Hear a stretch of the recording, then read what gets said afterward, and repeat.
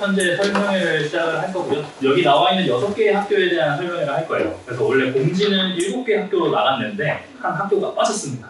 그래서 지금 보시면은 뭔가 생각을 하고 오셨던 학교가 없다면은 좀 안타까운 상황이긴 한데 그거에 대한 내용은 제가 뒤에 따로 해드리도록 할게요.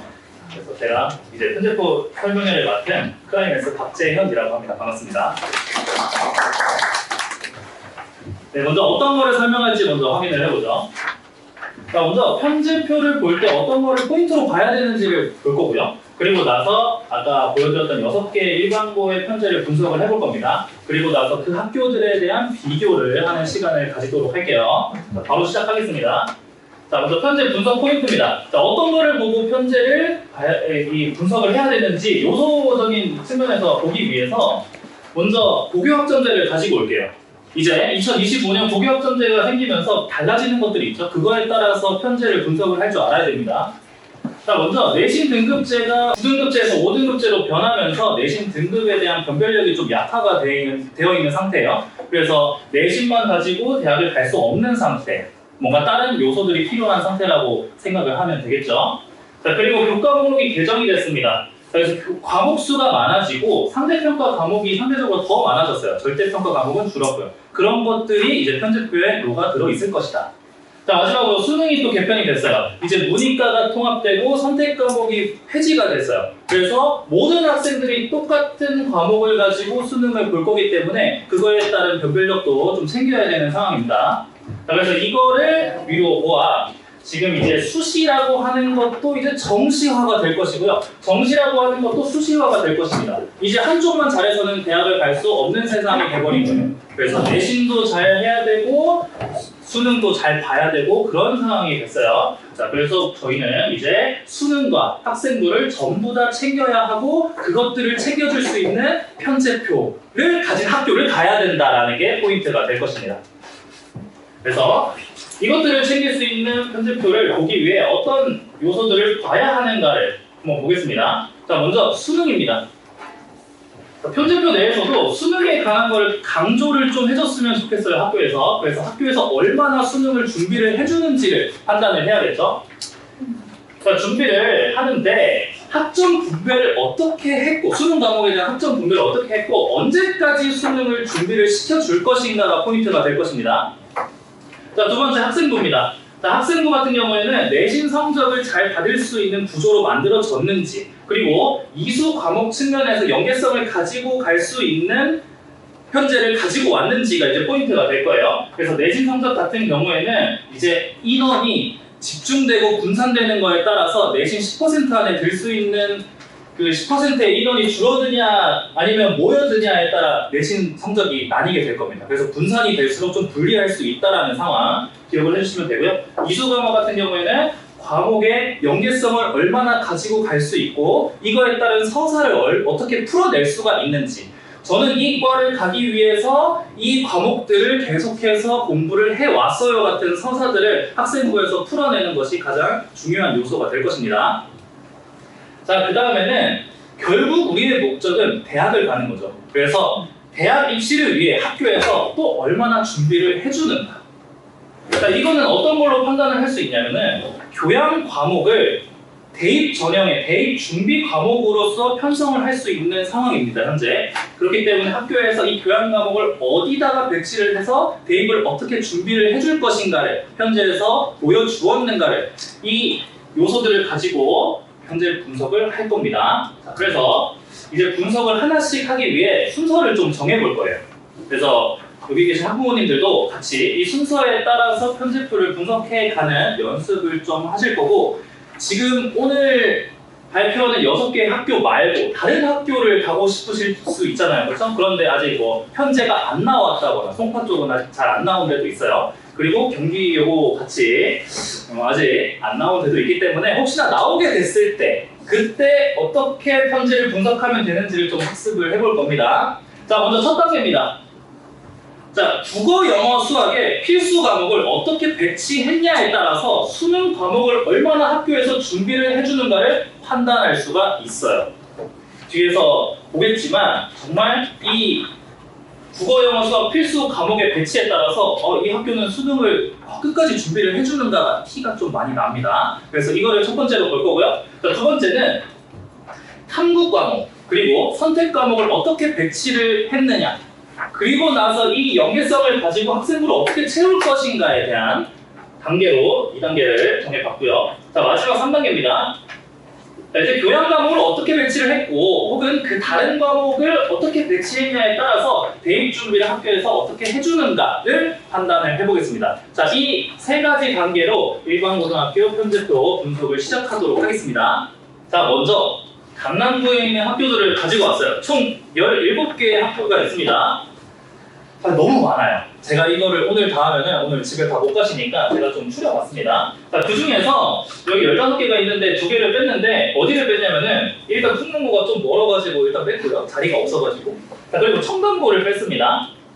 자, 지금 영동고등학교, 경기고등학교, 청담고등학교는 공유 캠퍼스로 공동 교육과정을 진행 중이에요. 실제로 지금도 진행 중입니다. 그런데 이제 학부모님들의 자녀분들이 학교에 갈 때는 청담고등학교는 없어요. 청담고등학교는 26년에 서초구로 이전을 하게 됩니다. 그렇기 때문에 저기 있는 저 공유 캠퍼스에서 청담고등학교는 빠지게 된다. 이제 강남구 소속이 아니게 된다라는 거 기억을 해주시면 되고요. 그래서 영동고등학교와 경기고등학교 둘만 공동교육과정을 진행할 것이다 라고 기억을 해주시면 됩니다.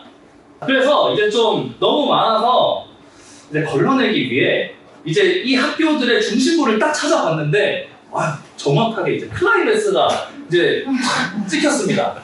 못 믿으시겠죠? 저도 잘 못 믿겠어요. 여기 클라이맥스가 있어요. 여기 옆 건물에 바로 클라이맥스 학원이 있는데 어찌됐든 저 중심부를 기준으로 좀 잘라봤습니다. 자, 이렇게 잘랐을 때 안에 있는 학교들이 총 11개의 학교가 있고요. 자, 이 중에서 저희 클라이맥스에서 지난번까지 설명회를 진행했던 중동 휘문고등학교 그리고 진선 숙명학교는 뺐습니다. 자, 그렇게 이제 7개 학교가 남아서 7개 학교의 설명회를 진행하려 했으나 경기여고가 아직 안 나왔어요. 편제표가 안 나왔어요. 이렇게까지 안 나올 줄 몰랐는데 안 나와서 제가 이제 전화를 했죠. 학교에다가 전화를 했습니다. 자, 이제 제 학교에서 전화를 좀 많이 하는데요. 다른 학교 같은 경우에도 많이 안 나와서 전화를 하면은 대부분의 학교 반응은 이렇습니다. 편제표가 왜 아직 안 나왔나요? 하면 아직 준비 중이에요. 아직 교육청과 협의가 덜 끝났어요. 저희가 1차안을 내고 어쩌고 막 이런 얘기를 해요. 그래서 얘네가 아직 좀 준비가 덜 됐구나라는 기분이 듭니다. 근데 경기여고에 전화를 했더니 무슨 편제표를 말씀하시는 거죠? 뭐예요? 내년 고교 확정제 바뀌니까 편제표가 이제 학교 가려면 필요해서요. 내년 편제표는 내년에 나오죠. 라고 말해요. 그래서 무슨 소리냐, 지금 주변에 여기 강남구에 있는 학교 다 나왔다, 경기여고만 안 나왔다, 어떻게 된 거냐, 어디가 나왔죠? 근데 저희는 공립이라 내년에 나와요, 이런 얘기를 하는 거. 그래서 뭔가 좀 다른 학교가 나오는지도 아직 모르는 상황, 그러니까 아예 준비조차 안 되어 있는 상황이라고 생각을 하면 되겠죠. 정말 속상합니다. 그래서 경기여고는 이런 이유로 빠졌다라는 사실 알아주시면 되겠습니다. 좀 충격적이죠. 저도 전화 받을 때 꽤나 많은 충격을 받았는데 어쨌든 그래서 이렇게 6개 학교를 추려가지고 오늘 설명회를 진행을 할 거고요. 자, 6개 학교의 좀 특성을 한번 보겠습니다. 자, 얘기한 김에 공립과 사립을 한번 나눠보도록 하죠. 자, 공립학교는 2개고요. 사립학교는 4개가 되어 있는데 그래서 요거를 봐주시면 되고, 자, 이 중에서 남녀공학학교는 개포고와 중대부고예요. 그리고 나서 나머지 학교들은 다 남고입니다. 이렇게 봐주시면 되고요. 자, 여기서 경기고등학교 같은 경우에는 조금 특이한 점이 있죠. 경기고등학교는 과학중점학교를 운영한다라는 사실 기억을 해주시면 되고, 이제 학교를 지원할 때 경기고등학교 일반 과정을 지원을 할 것인가 과학중점학교를 지원할 것인가부터 나눠요. 그리고 나서 1학년 때 공통 과정을 진행을 하고 선택한 과정에 따라서 2학년, 3학년 때 과학중점을 진행하신다고 생각을 하면 되고요. 그리고 나서 일반 과정으로 입학을 하더라도 과학중점에서 좀 미달된 인원이 있다면 일반 과정에서도 충원해서 과학중점으로 바꿀 수도 있다는 사실도 기억을 해주시면 좋을 것 같습니다. 네, 학교 특성들은 이렇게 되고 이제 본격적으로 편제 분석을 시작해 보도록 하겠습니다. 자, 먼저 개포고등학교 편제표인데 잘 안 보이시면은 여기 위에 오른쪽 상단에 페이지가 나옵니다. 이게 바로 책자 페이지고요. 책자 페이지에 따라서 어머님들도 편제표를 확인을 하시고, 그래서 뭔가 좀 여기 어디 하고 있지? 라고 했을 때 이제 여기 위에를 보시면 된다는 점 기억을 해주시면 되고요.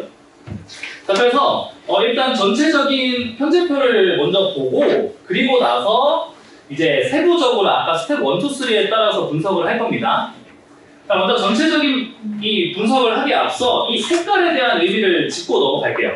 자, 먼저 노란색 과목의 경우는 수능에 출제되는 주요 과목들을 표시를 해놨어요. 그래서 국영수 사과에서 수능에 출제되는 과목들을 노란색으로 색칠을 해놨고, 거기 책자에는 조금 더 진하게 색칠을 해놨습니다. 아마 알아보실 수 있을 거예요.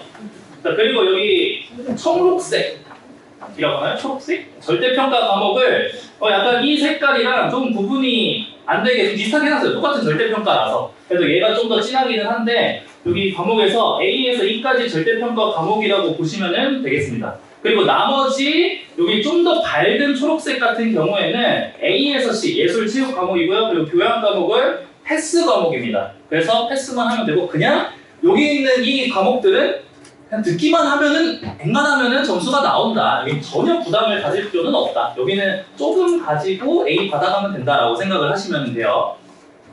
자, 그리고 주황색으로 색칠이 되어 있는 과목은 특목고에서 개설되는 과목이에요. 그래서 일반고 편집표를 설명하는데 특목고 과목이 나왔다? 아, 이 일반고는 뭐가 특별한 게 있구나라고 생각을 하면 됩니다. 그래서 편집표를 딱 봤을 때 색깔이 좀 다양할수록 이 학교에서는 준비를 좀 많이 했구나 라고 생각할 수 있겠죠. 자, 이제 색깔에 대한 설명은 끝났고요. 자, 이제 좀 편제표를 보면은 개포고는 좀 특이한 게 있어가지고 하나 짚고 넘어갈게요. 자, 다른 학교들과 차이점이 있는 부분은 바로 여기 학점입니다. 자, 대부분의 학교는, 개포고 말고 대부분의 학교는 여기 한 학기에 32학점을 맞춰놨어요. 개포고는 3학년 2학기 때 30학점입니다. 거기서 2학점을 뺐죠. 뺀 2학점을 1학년 1학기와 1학년 2학기에 넣어서 저기는 33학점이 됐다는 사실. 그래서 3학년 2학기 때 약간 교과 과목을 줄이면서 너네 수능 공부해라 라는 의도가 보이죠. 그렇죠? 그리고 좀 비교적 부담이 덜 된 1학년 과목에 넣으면서 추가된 과목이 저기 있는 정보 과목이라고 보시면 돼요. 그래서 정보 과목 3학점이 추가되고, 그리고 나서 3학점이 추가가 됨으로써 마찬가지로 줄어드는 과목이 있습니다. 그래서 학점이 줄어드는 과목을 이제부터 보도록 하겠습니다. 자, 스텝 1입니다. 자, 국영수 필수 과목의 배치를 한번 보도록 할게요. 자, 먼저 1학년 1학기, 1학년 2학기에 영어 과목이 3학점이에요. 그래서 원래 대부분의 학교는 다 4학점으로 공통과정으로 까는데, 아까 정보 과목을 가져오면서 저기 있는 한 학점을 정보 과목에다가 줬다고 생각하시면 됩니다. 그래서 그 수능 과목 중에서 그나마 좀 부담이 덜 되는 절대평가 과목인 영어 과목의 힘을 좀 뺐다라는 의도가 보이는 거죠. 자, 그리고 나서 이제 2학년 1학기부터 3학년 1학기까지 수능 출제되는 과목을 학교에서 수업을 합니다. 전부 다 4학점으로 학점이 분배가 되어 있다는 사실을 확인할 수 있겠죠. 그리고 나서 3학년 2학기가 비어 있어요. 자, 3학년 2학기가 비어 있다는 의미는 어떤 의미일까요? 수능 준비해라. 맞나요? 수능 준비해라? 아니죠. 우리 학교에서는 수능 준비를 안 할 쪽입니다. 여기서 수능 과목까지 우리가 수업은 다 해줄게. 그런데 공부는 너네 알아서 해. 학교에서 안 해줄 거야 라는 의미가 좀 더 강한 거죠. 그래서 학점은 비워놨으나 뭔가 수능 준비를 해야 되는 그런 시간은 준 것 같은데 학교에서는 안 해줄게 라는 의미가 강하기 때문에 이런 점 확인을 하셔야 되고, 즉 3학년 1학기까지 수능 대비를 해주겠다라는 의도가 보입니다. 그래서 지금은 좀 안 느껴질 수 있는데 뒤에 계속 받아보면은 정말 이게 안 해주는 거구나 느끼실 거예요. 자, 이제 스텝 2로 넘어가겠습니다. 자, 여기 있는 이제 탐구 과목과 선택 과목을 좀 집중적으로 볼 거예요. 자, 일단 개포고에서 현재 이 선택 과목을 선택할 때 제한 사항이 있습니다. 그래서 제한 사항이 있으면 항상 먼저 확인을 하고 갈게요. 자, 제한 사항은 뭐냐면은 여기 있는 이 예술 과목을 네 학기 중에서 두 학기는 반드시 수강을 해야 돼요. 그래서 선택 과목에 있는 저 맛있는 탐구 과목과 국영수 과목을 다 버리고 아깝게 여기다가 투자를 해야 되는 상황이라고 생각을 하시면 됩니다. 자, 그래서 여기 있는 이 4개 학기 중에 2개 학기를 선택을 해야 되는데, 자, 그리고 여기 합주 실기, 즉 예체능을 준비하는 학생들의 전공에 대한 그런 과목이라고 생각하시면 돼요. 그 말은 즉 일반 학생이 듣기에는 조금 부담스러울 수 있다. 그래서 여기를 선택하는 거는 좀 위험 부담이 크다. 그렇다면 3개 학기 중에 2개 학기를 선택해야 되는 그런 상황이 있구나라고 해석을 할 수 있겠죠. 그렇죠? 자, 그러면 그 점을 염두에 두고 자, 이제 2학년 1학기부터 선택을 해보려고 해봅시다. 자, 2학년 때 선택을 하려고 하는데 이과 학생들 기준으로 가볼게요. 하면은 자, 과목을 선택하려고 하는데 일단 눈에 띄는 한 과목이 있죠. 뭔가 포기하기 힘든 과목. 어떤 거죠? 기하죠. 그렇죠. 기하 과목을 포기하기가 쉽지 않습니다. 공대를 희망한다라고 하면은 기하 과목은 지금 대부분의 학교에서 권장 핵심 과목이기 때문에 무조건 듣고 가야 돼요. 자, 그렇다면은 저기서 이제 기하 과목 들었고요. 택 4예요. 택 4. 택 4인데 기하 과목 들었고 만약 저기 있는 저 예술 과목을 듣게 된다면은 2개밖에 남지 않은 상황이죠. 자, 처음부터 과학 탐구 과목에서 2개부터 시작한다면 굉장히 아쉬운 상황이에요. 그렇죠? 자, 그래서 예술 과목을 2학년 1학기 때는 포기를 잠시 하고 과학 탐구 과목 3개를 선택하는 이런 선택을 할 수 있는 그런 상황이 되겠습니다. 자, 그러고 나서 2학년 2학기를 들어가게 됩니다. 자, 그러면 여기서 또 뭔가 눈에 띄는 과목이 있죠. 뭔가 포기하기 힘든 이 학교만의 특색을 가진 특목고 과목, 고급 대수 과목을 쉽게 포기하기는 너무나도 아쉬운 상황입니다. 자, 그러면은 고급 재수를 선택을 하고 처음에 2학년 1학기 때 들었던 과학 탐구 3과목을 연계성 있게 딱 가져가고 싶은데 뭐가 문제가 되나요, 이제? 예술이 또 문제가 되죠. 예술 둘 중에 하나 또 들어야 되는데 그래서 어쩔 수 없이 2개만 듣게 되는 상황이 나올 수도 있다. 자, 그러면 이제 서사를 좀 잘 풀어야겠죠? 2학년 1학기 때 제가 3과목을 들어봤더니 뭔가 2과목에서 뭔가 좀 잘하는 것 같아. 그래서 뭔가 관심이 쏠렸어요. 그래서 2과목을 선택했어요 라고 생각을 할 수 있겠죠. 그렇죠? 자, 그리고 나서 이제 3학년 1학기로 왔어요. 자, 미적분 2, 이과학생이라면 무조건 또 들어야겠죠? 자, 그리고 나서 남은 선택지가 택 5인데 일단 예술 과목도 들어야 되니까 택 4예요. 선택지가 많이 남았어요. 그렇다면은 여기서 아까 탐구 과목에서 2개만 들었으면은 너무 또 아쉬운 상황이죠. 아까 3개 들었으면 참 좋았을 텐데 그럼 여기서 또 3개를 듣자니 아까 했던 서사가 또 아쉽죠? 아, 저는 3개를 들었는데 2개가 좋아서 2개를 또 들었는데 다시 3개를 들어요. 뭔가 좀 아쉬운 서사가 됩니다. 그렇기 때문에 여기 2개를 듣고 나머지는 절대평가로 듣거나 아니면 제2외국어를 선택하는 그런 상황이 나올 수도 있다. 혹은 국어, 영어에서 듣는 상황도 나오겠죠. 자, 그럼 지금 생각해도 뭔가 선택지가 굉장히 많은 상태입니다. 자, 그리고 이제 3학년 2학기에 와보죠. 그럼 3학년 2학기 같은 경우에는 전문 수학 있고요. 그리고 실용통계라는 과목이 있습니다. 자, 여기서 실용통계, 오늘 실용통계 과목을 좀 집중을 해주시면 좋을 것 같아요. 실용통계 과목을 3학년 2학기에 넣었다에 대한 의도는 뭘까요? 자, 이제 저희 수능 개편이 되면서 어떤 과목이 필수가 됐죠? 확률과 통계가 필수가 됐죠. 자, 그런데 실용통계를 수능 준비하던 3학년 2학기에 딱 넣었다. 아, 수능 준비해주겠구나 라는 느낌이 팍 옵니다. 그렇죠? 그래서 실용통계 과목이 3학년 2학기에 왔을 때 수능 준비가 될 수 있는 아주 좋은 과목이다라는 거는 기억을 해주시면 좋을 것 같아요. 자, 그래서 실용통계 전문서 있고 여기에 절대평가 과목 이 탐구에 배치가 되어 있고요. 그런데도 많이 남아요. 택 8입니다. 굉장히 많이 남죠. 그러면 여기서 엄청난 설계들을 많이 해야 된다. 아, 여기 국어, 영어 내가 안 되는 거 여기 들어가면 이제 수능 준비가 좀 되겠구나라는 생각도 할 수 있고요. 그러면 어떤 걸 듣지? 막 고민이 되는 상태죠. 자, 그럼 그거를 다 보았을 때 지금 이 개포고의 선택 과목에 대한 내용을 좀 정리를 해보면은 과목 연계성이 조금 아쉽다. 2과목 정도? 혹은 내가 고급 대수를 포기하면은 3과목? 혹은 내가 예술 과목을 오히려 3학년 2학기 거를 들어버리면은 저걸 다 가져올 수 있지 않을까라는 고민도 좀 되고요. 그렇죠? 그래서 수강 신청을 할 때 어떻게 할지에 대한 굉장히 많은 안들이 나온다. 즉 인원이 분산될 수밖에 없습니다. 선택지가 다양해질수록 인원은 분산되고 인원이 분산될수록 내신 성적 받기는 힘들 수밖에 없는 구조라는 거죠. 이해가 되시나요? 자, 스텝 2는 여기까지 마무리하고 다음으로 넘어가겠습니다. 자, 다음 스텝 3입니다. 자, 스텝 3는 여기 안 다룬 과목에 대해서 한번 보죠. 자, 먼저 1학년을 보시면은 아까 말씀드렸듯이 정복 과목이 편성되어 있어요. 자, 정복 과목은 현 트렌드에 아주 중요한 과목입니다.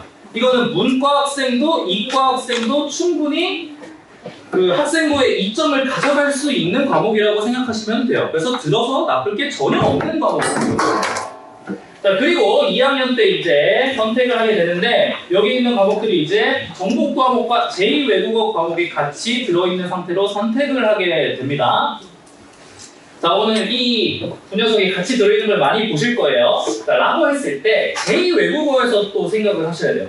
제2외국어 지금 일본어, 중국어, 프랑스어가 있습니다. 자, 여기서 일본어, 중국어 같은 경우는 잘하는 학생이 있어요. 이미 잘하는 학생이 있어요. 일본어 같은 경우에는 이제 본인 개인 취미 활동을 통해서 많이 배운 학생들도 있고요. 중국에서 살다 온 학생들이 좀 있어요. 그래서 중국어를 이미 좀 능통하게 하는 학생들이 있기 때문에 저기서 상위권을 노리는 게 살짝 위험할 수 있다라는 생각을 할 수 있죠. 자, 그렇다면은 저 학생들로부터 도망칠 수 있는 과목이 필요합니다. 그게 바로 프랑스어가 되겠죠. 프랑스어는 웬만하면 다 못해요. 그냥 처음부터 그냥 0에서 시작하는 그런 상황. 그래서 다 같이 경쟁하는 상황이 될 거라서 일본어, 중국어가 있으면 잘하는 학생이 있어서 상위권 가기가 힘들다. 그리고 그 외의 과목이 있으면 뭔가 좀 도망칠 수 있는 곳이 된다. 또 이걸 다시 생각해보면 지금 선택지가 3개가 됩니다. 그렇죠.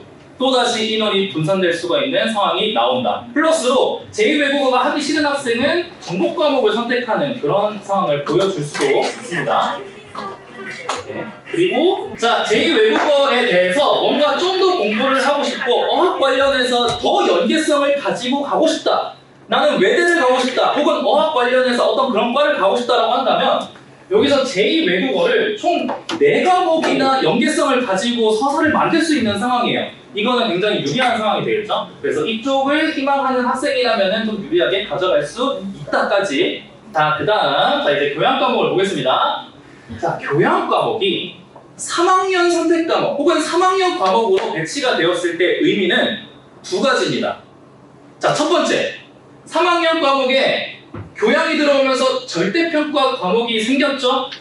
그러면은 그만큼 아이들의 내신 관련해서는 부담감이 좀 줄었겠죠. 그런 역할로서 혹은 수능 대비를 해라, 그 시간을 벌어줄게라는 용도로서 그냥 절대평가 과목에 초점을 두고 배치한 경우가 첫 번째 의도고요. 두 번째 의도는 뭐냐면 대입을 준비를 해줄게 입니다. 자, 예를 들어서 여기 있는 논술 과목을 좀 자, 논술 과목이 만약 지금 3학년 2학기에 배치가 되었다면 지금 실제로 논술을 준비하고 있는 3학년 2학기 이 시기에 논술 과목을 학교에서 깔아줌으로써 논술 준비를 학교에서 해줄게라는 의도로 볼 수가 있는 겁니다. 그렇죠? 자, 여기 비슷한 과목이 논리와 사고가 있어요. 그래서 논리와 사고에서도 그런 점을 좀 채워줄 수도 있을 것 같다. 하지만 대놓고 논술이 들어가 있으면은 이거는 좀 학교에서 준비를 해주겠네라는 생각이 들 수 있습니다. 자, 그래서 크게 2가지로 그냥 절대평가로서의 의미와 대입 준비 학교에서 해줄게 의미, 이 2가지로 교양 과목을 좀 봐주시면 될 것 같아요.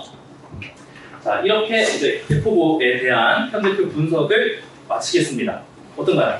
이런 순서대로 계속 이 남은 학교들을 진행을 할 거예요. 좀 이해가 되시나요?